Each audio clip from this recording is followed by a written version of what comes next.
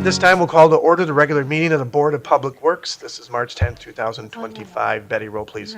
Mayor Boyd. I'm here. Alderperson Carpenter. Here. Alderperson Ashakan. Here. Alderperson Hanson. Here. Alderperson Levina. Here. You're all here. That's great. Next item, public comment upon matters not on the agenda. Comments made during the public comment period shall pertain only to matters under the jurisdiction of the Board of Public Works. Anyone in person, I see no one. Anyone virtually have any public comment upon matters not on the agenda, just state your name. I'm going to jump right to the third time because I see no one else out there that possibly could have a public comment on matters not on the agenda. For the third and final time, anyone have any public comments, just state your name.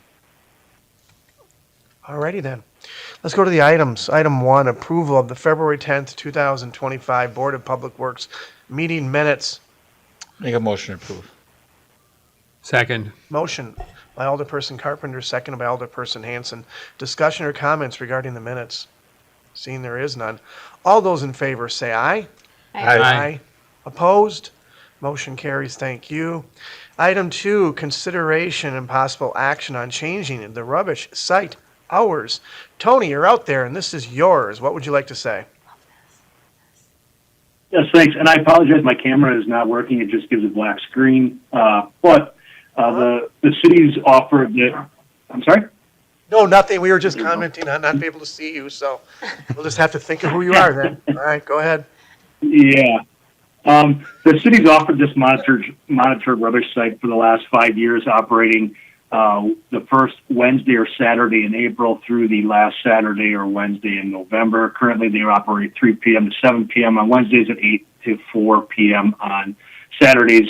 In reviewing the last 5 years' usage, and then also talking to our rubbish attendants, there's a couple things that were brought up.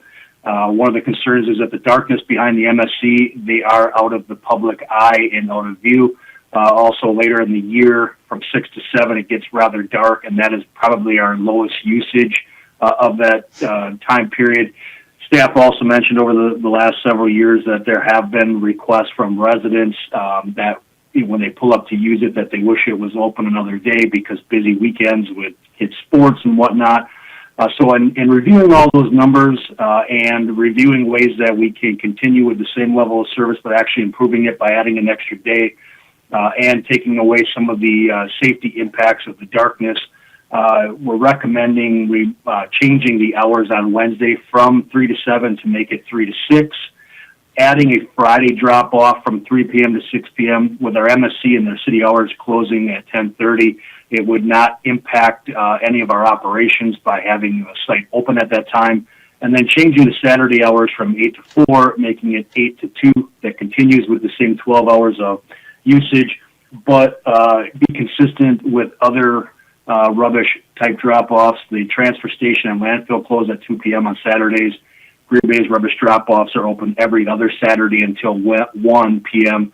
So we have had staff indicate that they've had other communities residents try and drop stuff off at our place, knowing that we're open till 4.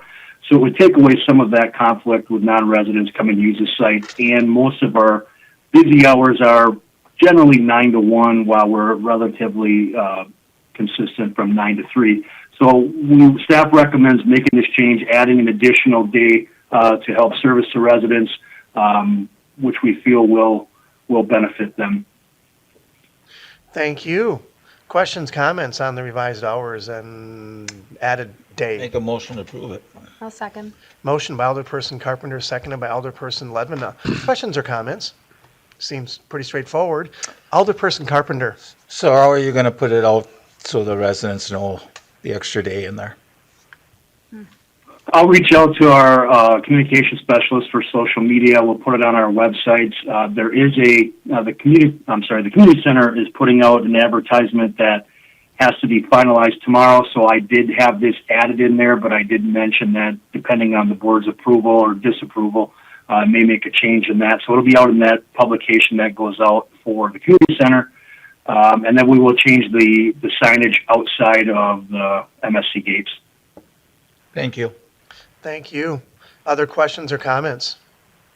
All right, seeing there are no more. All those in favor, say aye. Aye. Aye. Opposed? Motion carries. Thank you. Thank you, Tony. I'm not sure, is he done or is? Thank you, Tony. Thank you, Mayor. Next item, discuss city engineer recommendations on no action parking and traffic discussion items. Eric? All right, so we just have two items to discuss that we're recommending, well, we're not recommending any action. The first is we had a request for no parking signs at the driveway at 604 George Street. And their driveway is located in between the building of 604 and 610. People park behind the building. The property owner was complaining that periodically people are parking too close to the drive and it's difficult to get into the drive. But in this area, we already have stalls painted, and we do not, as a rule, sign driveways because, as you can imagine, there's driveways all over the city that could be signed, so we are not recommending any action. Very good. We'll just go one at a time. Any questions or comments on that? All right, thank you.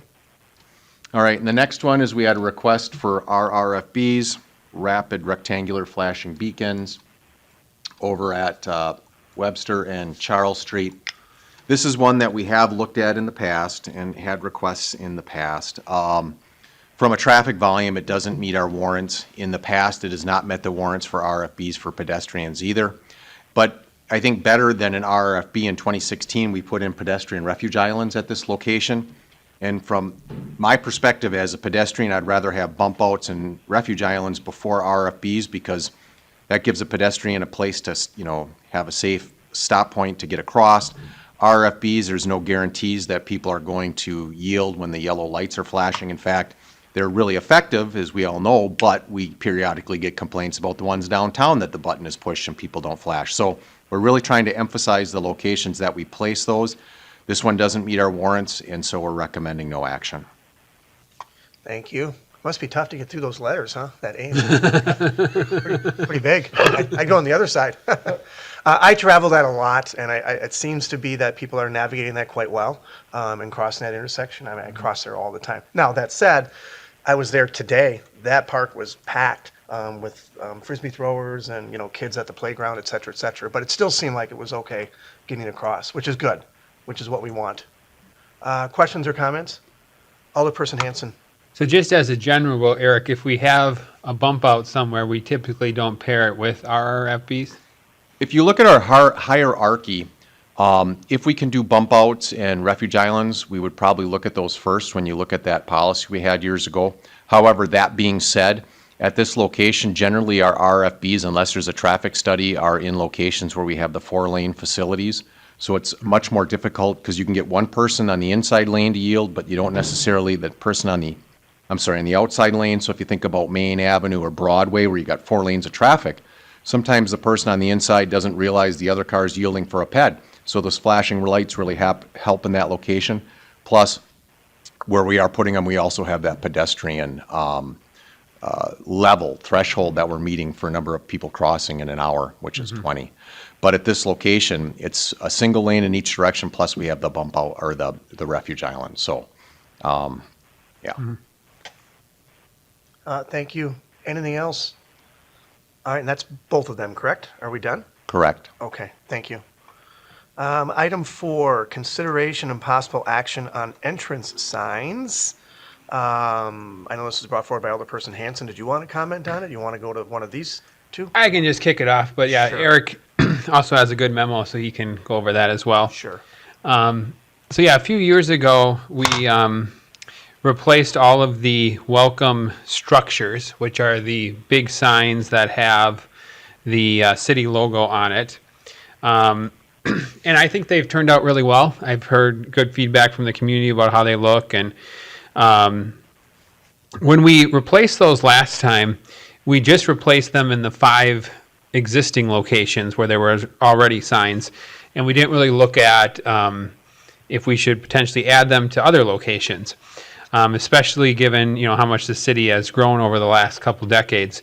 So I thought it would be worth just having a discussion to see if there's any other spots in the city that we think it might make sense to have these welcome structures.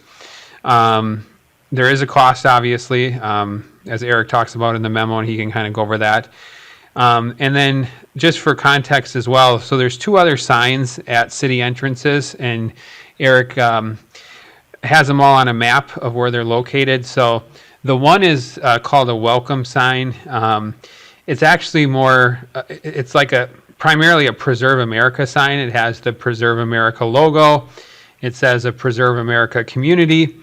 That's something that I think we should maybe look at, because that program is no longer active. It hasn't been funded by Congress since 2010, but that's a separate discussion. And then we have the population signs. So what I was thinking is some of these locations that have the Preserve America or the or population sign, doesn't make sense to upgrade them to the welcome structures.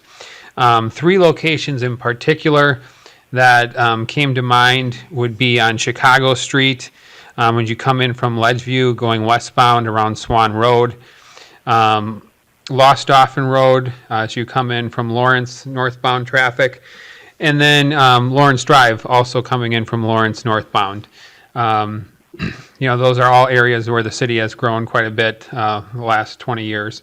So again, I just want to throw that out there for the board's consideration, and I know Eric has some good context about how we originally decided on those original 5 locations. Really quick though, before you move on. So the Lost Dolphin and was it Lawrence Drive, were you thinking, are there already De Pere population signs on those Yes. routes coming? There are. You're thinking welcome things for those 3 things you just said, correct? The bigger ones, yeah. Bigger ones. Yeah. Okay, all right. And then you can, I think we talked today, if you want to have a discussion on, this Preserve America signs and you're thinking of getting rid of those or something, because they're not everywhere, you can have that as well today too, as Okay. we talked about. So I'll Okay. just go through the whole thing. Yeah. It does seem very odd that we only have those just on a couple of them. Yep. I don't like noise on signs or around them, so I'd be perfectly fine with taking that away. But anyways, that's just the start of the discussion. So thank you. Eric, any context you'd like to give? Yeah, I guess the thing I would add is, as Alderperson Hanson mentioned, the original signs were replaced with the new signs, which again is that fancier sign that's up here on the overhead. When you take a look at the locations where those signs are located, they are located at all of our principal arterials into the street. They're on state highways, coming in off the I-41 corridor. And really, they're kind of catching people that are coming into De Pere, maybe not as often coming to St. Norbert's, coming to visit, tourist-type people. So it does a really good job of picking up those people before they enter into the city. Now, the other signs are located on minor arterials and collectors, the welcome and/or population signs. When I say the welcome, it's this welcome sign that you were mentioning, you might want to discuss if you want to keep it up or not. And again, those are, from an engineering perspective, are probably the streets that people who come to De Pere on a regular basis use. And from a engineering perspective, really it doesn't matter to us. It's more for what you want from your community feel. Do you want the fancier signs to catch people that maybe don't come to your community as often and kind of emphasize De Pere, kind of like we have the big sign at the 41 out by Fourth and UHG, and then keep these on your principal arterials, or, are you interested in expanding them? The one thing I would mention, if you go with these fancier signs, if any place that is county highway, we'd have to get county highway approval, because Chicago is county highway, Lost Dolphin is county highway, so we'd need their approval. They do take up a little more right-of-way that we would have to deal with, and kind of a different thing, but something to consider is a lot of these signs would be located in residential areas. People live there, versus the sign out by Main Avenue when you come in. That's by the Park and Ride, or out on Ashland. And we're doing more of the mowing. People do get upset when we add things to their yards and they have to mow around them. When we add an extra hydrant, or if we always try to put hydrants close to where they work, because if we move it to someone else's yard, they don't like that. So, and that's not everybody, but that's just something else to keep in mind. So it's a little different where these signs are going, but otherwise, really, it's up to the board. As Alderperson Hanson mentioned, there is an expense to them. They are fancier signs, but that's what I would have to offer. And what's the price, I believe? I think it was in there. I think we put around $10,000 with the installation for each sign. And this would be a recommendation for the city manager to consider a future budget is how we would approach it, Right. correct? Correct? Other than maybe taking the sign, the Preserve America stuff down. Yep. We can do that part. Thank you. Alderperson Carpenter. So, on that Preserve America, that sign went away. You got your DPR population sign, I assume our sign department makes that sign? So, just a thought, you just have another sign, just make that sign a little bigger, using the same post, and just have welcome to DPR population, Oh, in a residential, just add welcome to DPR. With maybe the logo on it too. Or, yeah. it could be with the color scheme or whatever. color That- scheme, right. instead of I'm going not sure the about whole the other logo way. because you can't really see Because it. I It's agree just with Eric, spitball. if you want to put that on Lawrence Drive, which I have no problem, because that population sign's got to be moved sooner or later. I thought. Anyway, but my point is, Yeah. being said, you're in residential there and everything else, and then you're going to get a bigger sign trying to, this is just my thought. That's a really good idea, Alderperson Carpenter. I can't believe I'm saying that. Wow. That really is something to consider. That really is a good idea. I think so. Just to be a start, and I think our sign department can do this, Handle and it internally. Yeah. Now, that said, we'll have to, I'm not sure cost on that. Obviously, it's our sign department, so it shouldn't be. I think that would be very, very, very minimal. Well, one of the things we could do is, I'm looking at the DPR population sign. We can have our team see what they can customize, like taking our logo and put it right on the top of that, to build what you're saying, and then bring that back to the board. How it fit with like Eric's got the signs laid out. Yeah. Just bring that concept back to the board for consideration. The sign and making them, if we can do it in-house, it'd be a very minimal cost. I like that. Now, back to Alderperson Carpenter, because he brings up he wants to have the welcome signs. Chicago Street, I think will be kind of a challenge, being that it's the county highway, and where would you place?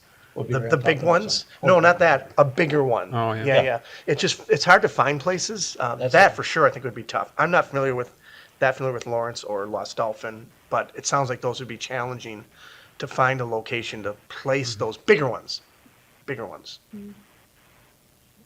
And I agree on that as to, we were very fortunate where we have them, as you come in by the Abbey and different places but yes, you were gonna find a harder time, and cost-wise, you keep this down, and that'd be my other question, how many, it's very nice that you think of all this stuff, but I never had a person even ask me, why don't you have welcome signs somewhere else? So, you know what I mean? I'm just saying, I think it's very nice, don't get me wrong, but I think we'd start with that if you brought some back and we move forward with that, and we can have more discussion.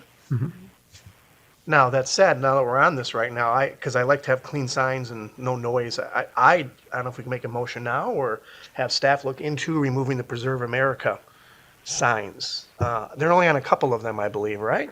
Scott? Just to build on what you're saying, Mayor, what I would suggest doing is if the board is inclined to do what the Alderperson Carpenter suggestion is, it would be twofold, remove, because we had to make room for where these signs are. Basically, remove the existing Preserve America signs, and then come back with what we can do with the welcome type logo, using our logo on top of the existing population, and bring that back, and then how many of that is, and roughly an idea at what the cost is at a later board meeting for discussion. I think that sounds good. Alderperson Sampson? Yeah, because right now the population sign, Preserve America signs are on the same post. So you kind of get rid of the Preserve America sign, have that welcome sign, but just more of a general one with the city's logo, and then also the population. Now, just kind of spitballing here, do the population signs have to be green like that, or could they be a different color and have our branding color? You can, I don't know. Like, we have that blue, kind of put the branding color into it. I don't know. I'm Or thinking, just give us options. I don't know. oh, sorry. I'm thinking the green follows the manual on uniform Okay. traffic control devices. However, that's just a style of sign. That's not to say we couldn't come up with our own. So I think we just have to investigate it All right. because, maybe we can put it on a sign with our logo and something that's a little nicer looking. We'll have fun with it, right? as I say, and the poles are already there. Yeah. So, I mean, the cost is just the sign coming up and taking down and putting up new signs. I mean, it's going to be a very minimal cost. I really like this. Alderperson Hanson, well done bringing this forward. Oh, thank you. It's worth a discussion Good job. and us to look at. So if I give kudos to one, I'll give kudos to you as well. Other questions or comments? So we're all pretty good with direction? Yeah. All right. Just refer back to staff. So I'll make a motion to refer this back to staff with recommendations that were discussed here. Second. Motion by me, seconded by Alderperson Hanson. We're all good? Eric, you're all good? All right. All right. That said, all those in favor say aye. Aye. Aye. Opposed? Motion carries. Thank you. Item 5, consideration and possible action on rejection and re-award on request for proposals for 2025 pond trapping services.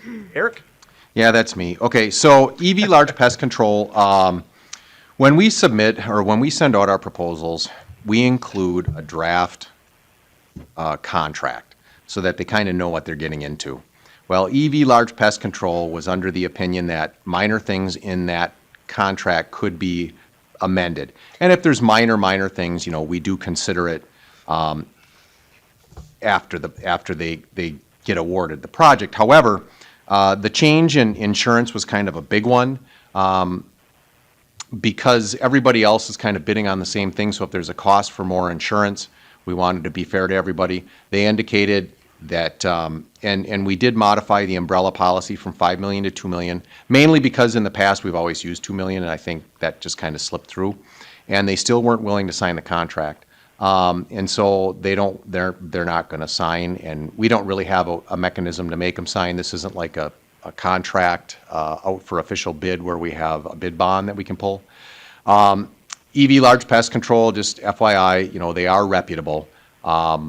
They do a lot of contract work for Appleton. However, we didn't really feel comfortable eliminating the umbrella because everybody else included the umbrella. So we're recommending we go with Swamico Trap. We used them last year. This price is lower than their price was last year. So we're going to recommend, not going with the EV since they're not willing to sign and going with Swamico Trap LLC. Thank you. And again, I think you said it, but Swamico Trap was our contractor in '24. Questions or comments or motion? Make a motion to approve awarding the bid to Swamico Trap LLC. I'll second. Motion by Alderperson Hanson, seconded by Alderperson Esserkan. Additional discussion or comments, Scott? I think you gotta reject the existing. Okay. As well as award it to. Okay, I'll make a motion to reject the bid from EV Large Pest Control LLC and award it to Swamico Trap LLC. I will second. The seconder's okay with all that. Very good. Based on that change, any comments? Seeing there are none. All those in favor, say aye. Aye. Opposed? Motion carries. Thank you. Item 6, consideration and possible action on award of contract 2501, sewer and water relay and street resurfacing. Eric? Okay, this is one of our really big projects, and this project includes a lot of utility relays for water main, storm sewer installation, and relaying of sanitary laterals, as well as pulverizing or milling the street, and then curb and gutter replacement where necessary. Specific projects included in this are Martin and Pleasant Place, Adams Street, Washington, and also. It also includes a lot of spot repairs around the city. So the low was Jossart Brothers at $1,798,868.90. The funding from the capital improvement budget is $1,890,000. And the breakout is provided. So we are recommending award to Jossart Brothers at $1,798,868.90. And one quick thing I would add is one of the things we have in this is the completion of the other half of Garriman Drive for those of you on the west side because it's a very narrow street. However, before we're able to complete this project, Garriman Drive, because we're working on getting the right-of-way right now, Brown County is going to be starting GV14, which is the segment that includes the intersection of Lawrence and Southbridge. And they're going to be shutting that down to almost all movement of traffic on April 28th. And everybody in that subdivision is going to have to go south to get back into the city. The detour route is going to take them into the town of Lawrence. However, everybody's going to figure out Garriman is the shortcut in a hurry, and it's really narrow. So we're going to send out notices to everybody prior to that April 28th shutdown by the county. It's something beyond our control, but I just thought I'd give everybody a heads up now because it's going to create a lot of complaints. Wow. Looking forward to that, are we not? Yeah, wow, here we go. I was going to ask another question, but I can't anyway. Oh. Well, we ain't even close then. On Oh, we're talking about the Property. Garriman Drive property. Yeah, I'm not sure where you have any. That would be from the law department. My understanding is just with the process to get it, it's gonna take a while, so it will be midsummer. Now, we did put in there, if we get it earlier, we've got it set up in the contract that we would build it, at least get the gravel in during this time frame if we were able to get the property. But, and that way we could at least get it gravelled so people could use it. It'd be dusty, but at least we could use it. But we gotta wait until we get the right of way. Scott? I guess, on a positive note, this is the first phase of the Southbridge corridor starting, so I mean, that's kind of good news after planning since 1967, so. Well, that should limit the complaints then that we're gonna get. Great, thanks. I'll pass that on. Anyway. Alderperson Carpenter. Yeah, we're still having, maybe not as many, but I don't know if it wouldn't hurt to put our signs back out there and letting them trucks know Lawrence Drive is not a truck route. And enforcing some of this, I see that's constantly yet. I mean, not as many as it used to be, but there's at least 3 or 4 every day. We bought a couple more this year. Did you, yeah, and we have we have those mobile signs. That's electronic I'm signs. just Yep. saying. I'm just saying. It's very confusing. These semi drivers are getting lost because then they're supposed to go down Hickory Road, And I seen a guy tonight. Then they turned down Little Rapids Road because all of a sudden they see the town of Lawrence has an 8-ton limit, and that guy put his brakes on and made a quick right turn. But it's just otherwise they're heading right into town. Is there a place you can send this information to trucking companies or et cetera, et cetera? Does the county do that? You'd think there'd be some clearinghouse with updates as to road changes.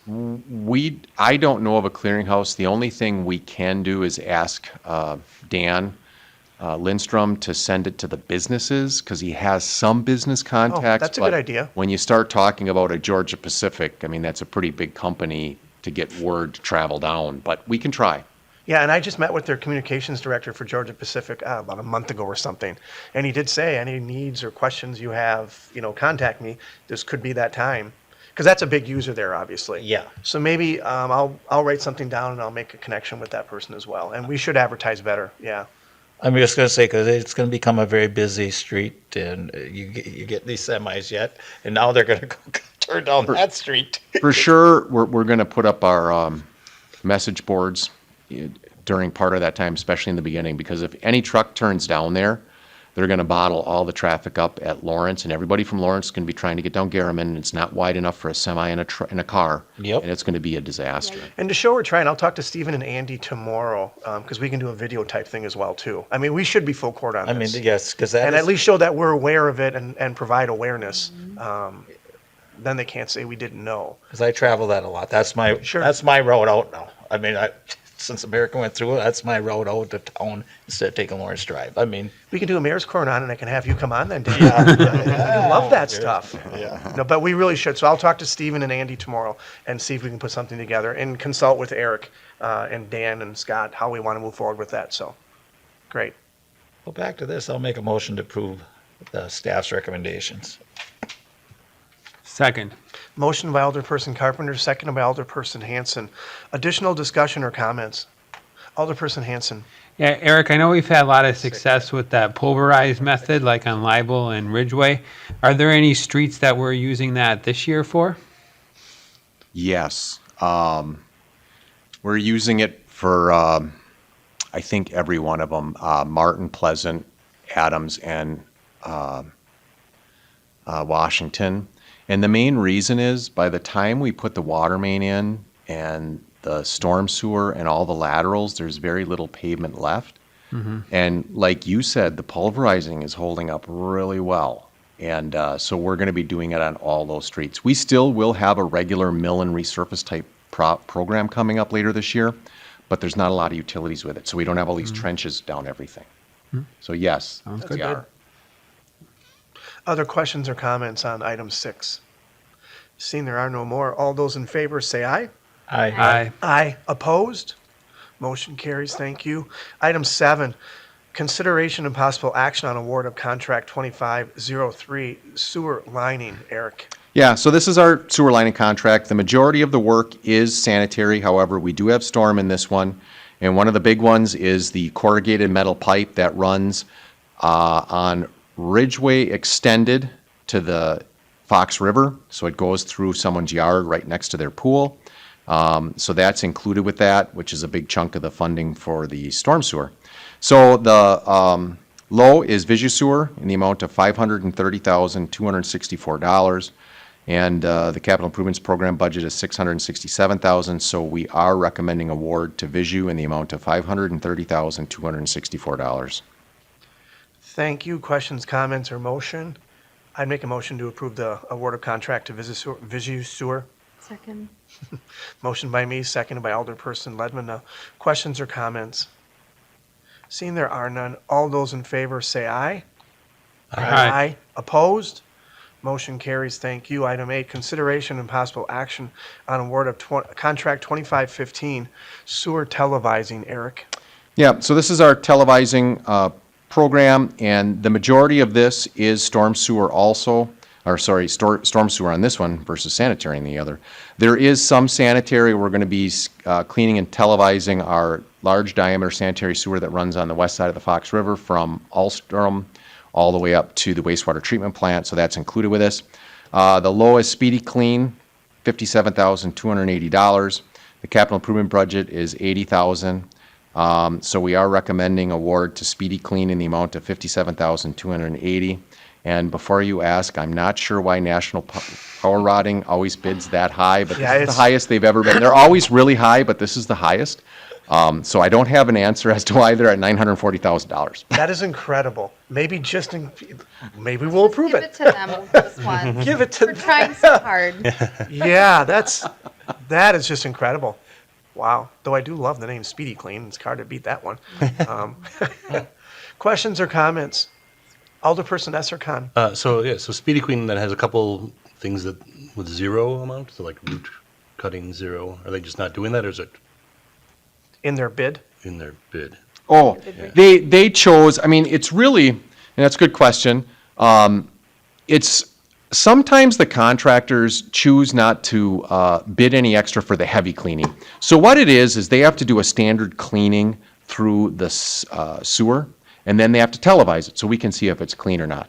And under heavy cleaning, after so many passes, then they get the option to get paid for heavy cleaning, but they have to tell us in advance. So Speedy Clean, and there's not usually a lot of it, but Speedy Clean made the decision, you know what, we're going to just bid it as standard cleaning, even if it's heavy cleaning. We're just not going to get paid for the heavy cleaning then. Well, that's why they're speedy. Other questions, comments? Are you done, Alderperson Esserkan? Yes. Very good. Do we get a motion in a second? I'll make a motion Remember. to accept the bid for Speedy Clean. And I'll second that motion. Alderperson Carpenter, seconded by me. Additional questions or comments? Seeing there are none, all those in favor say aye. Aye. Opposed? Motion carries. Thank you. Item 9, consideration and possible action on policy for installation of new utility service lines to vacant lots. Eric. All right, so we're requesting input from the board on how we want to handle vacant properties that are already in developed areas in the city. And we've got a couple different examples to talk in specifically. So what we're referring to is lots where we're doing a project that do not have a sanitary and or water service. In some cases, they have neither. And we wanted to get input. There are times in the past where we'll just send a person a letter saying, hey, you don't have utilities. If you want them, now's the time to let us know. There are times we've encouraged property owners to install them. There is no really, and most of the time they're pretty clean, but this year got a little more challenging because we're in some of the older areas of town where some of these lots people don't ever really intend to develop, I don't think, although in theory they could. So we thought we'd bring it to the board for discussion. And what I'll do is I'll throw this up and then we can talk off the examples as I go. So the first one is on 3rd Street. So on 3rd Street, we have, I'm sorry, I shouldn't say 3rd Street, on Pleasant Place. As I indicated, under 2501, we're doing a whole bunch of work under Pleasant Place. And we have 2 parcels that are vacant on this. Now, the first one is a St. Norbert parking lot. The second one is a vacant lot that's owned by St. Norbert. This scenario, it does not have an active water or sanitary anymore. The other vacant lot by St. Norbert does have both. When St. Norbert comes in and tears down buildings and puts in parking lots, we make them abandon the water service and the sanitary because they're not using them. And the sanitaries can leak and get I&I, and the water services can also leak in the future, and then we're losing water. So when St. Norbert, Quick Trip, any of those buy houses, they tear down and they're going to put parking lots or convert their use, we get rid of the old services. Now on Pleasant Place, it has a sanitary and a water. If it already has the facilities and we're going by, we will replace them because someone paid for those years ago. So we would replace it there. And we wouldn't recommend changing that policy. We're just giving you examples of the vacant lots we run into. Now, here's one on Martin Street. You can see there is a garage on it, and it's owned by the person at 609 Martin Street. They do not have a water service. They do have a sanitary lateral. So we would still replace the sanitary lateral because in theory they paid for that years ago. However, they did not get a water service, so they've never paid for a water. I'm sorry, can I go back to 3rd Street before? Sure, And, is that I mean, okay if you is- just, Yeah, absolutely. I'm just going to say, because we're jumping here. Yeah. So, I mean, if we're going to change this policy, we already told, we made them take them out. So this is where some of these isn't the same issue. So now when you go, if we change something, you're going to go say something to these people. What do you think the reaction's going to be? Because we already said to you, you got to take this out because you put a parking lot here, or you did this. And now we're going to say, but if you want to put one in, you can pay for it to put it in. This is what I'm going to say over here by St. Norbert's. And Because that's why I say it's two different, we're getting into different areas. I'm sorry to interrupt on No, it's this. fine. but- no, that's fair. We can have discussion as we go because it's not easy, and that's where it kind of got difficult this year. You look at the one in Martin Street, well, that could be a house in the future. And really, to jump to the bottom, so you can think about it as we're talking and discussing back and forth, we're recommending our policy be, we send them a letter saying, hey, if you want sewer or water, and we tell them which one they have and which one they don't, we let them know that they could get them installed at this time. They would get charged for it if they have not had it before.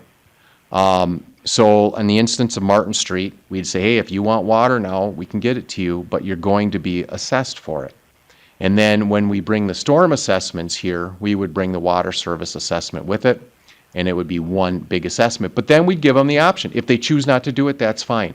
We have done that in the past, and I think one of them was on, and I can't think exactly what it was, one of the cul-de-sac streets off of Fort Howard up by the river.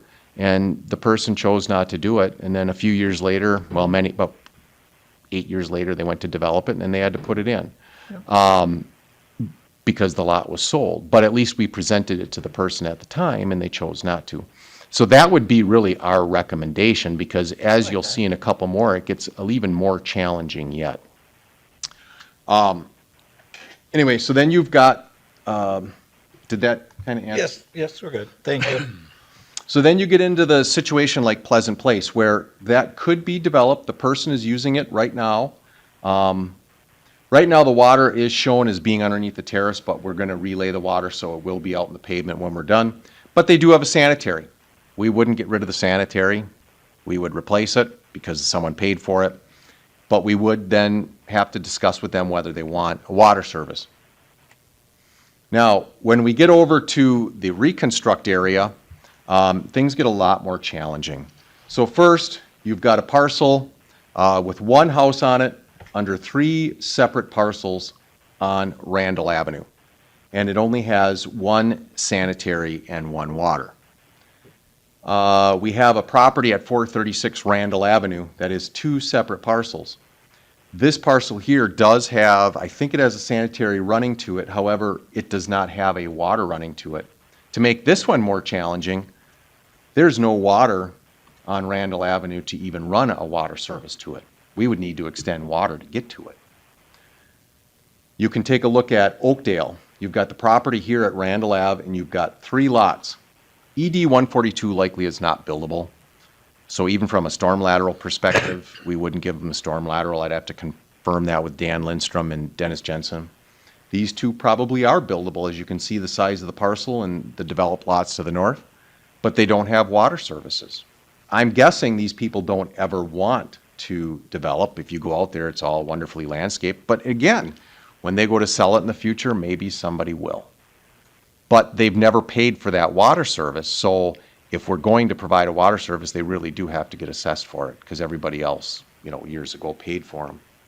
And then we also have the situation with Oakdale. Again, it is questionable whether this parcel is developable or not. So we'd have to confirm that. But our recommendation is, when we get to these vacant lots, we send a letter to the person, we tell them what they do have and what they're missing. And then we ask them if they want to consider installing it as part of the assessment. The benefit to doing it now is they would save cost long-term if they think they're going to develop. They wouldn't have the pavement costs associated with it because we'd pick it up with the street. They wouldn't have a street excavation permit in the future, which would be costly, and we could put all that in the letter.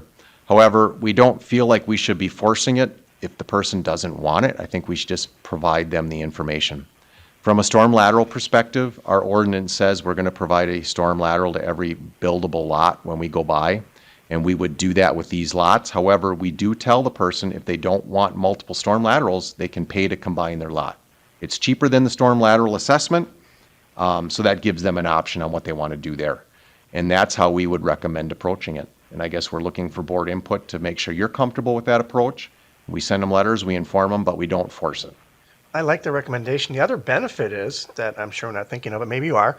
These parcels might be opened up for future development. We have a housing supply shortage, so you never know indirectly if you send the letter out, they might be thinking of doing something. Don't know. Not that you're forcing them to do it. It just gives them options. Alderperson Carpenter, does that satisfy kind of what you're looking at? Yes, it does. I mean, when you look at that ED 142 on that 435 Randall, I don't know what the 40 and the 41 are, but years ago, the city had, in the old neighborhoods, 25-foot lots. They weren't buildable. You had a 50-foot lot, I think, but they broke them off in 25-foot lots Yeah. for whatever reason. They did that.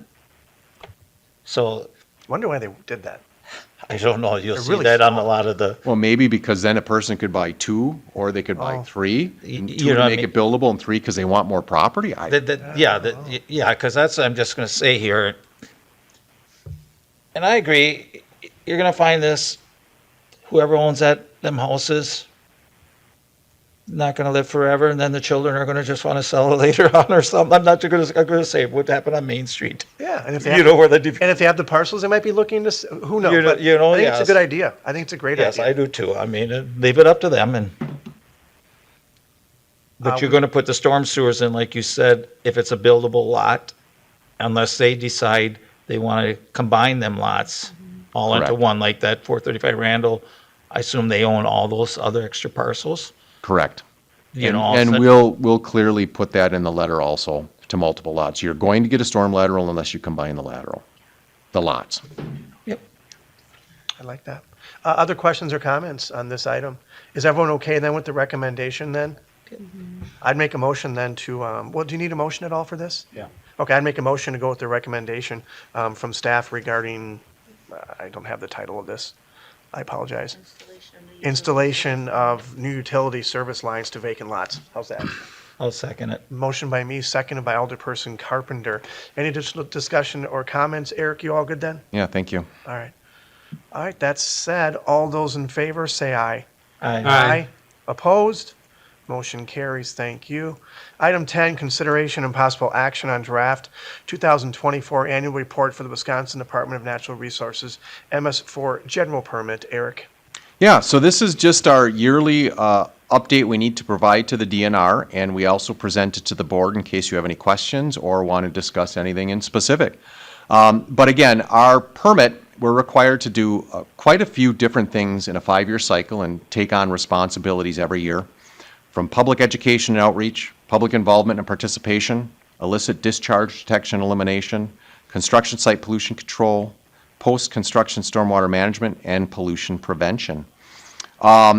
We did provide quite a detailed summary in there where we track all the different correspondence we send out to residents and some of the different things we're doing. Some of the highlights, and I labeled them incorrectly in your memo as being 2501 and 2502 versus 2401 and 2402. Sorry about that. But we added storm sewer and/or laterals on Beaumere Street, Superior and Virginia, and then also on Smits and Ridgeway. We did some addition of catch basins. We've been putting catch basins in areas where we will not have the ability to put a future storm water pond in or other facility.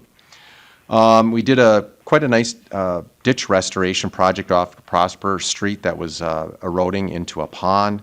And then again, we cleaned and televised 22,700 linear feet of storm sewer. We have our spring and fall leaf and brush collection. And Tony also did a heck of a job on some of the maintenance this past winter and the year before on our swales and ponds. So these are some of the things we did. We didn't do a lot of or do any real major pond construction this past year. I don't think we have much going on in 2025 from a pond perspective. In 2026, we will have the honeysuckle pond located off, no, I'm sorry, not the honeysuckle, the honey cork pond off of Cook Street that we got a grant for. So we are going to be doing some of that stuff. But we've been quite busy with our stormwater management and continue to work towards our goal of TSS and phosphorus reduction.